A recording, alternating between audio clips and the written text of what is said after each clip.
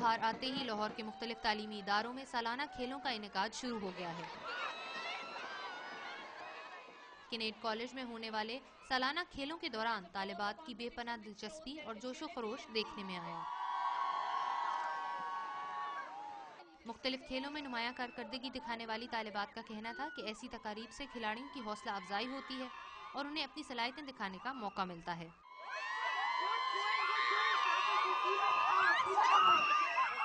بہت انکریجنگ تھا کیونکہ ہم ساتھ ساتھ پڑھتے ہیں، اس کے بعد میں یہ ایسے ایونٹس ہوتے ہیں جس کے اندر ہم پارٹیسپیٹ کر سکتے ہیں بسائڈ اسٹڈیز۔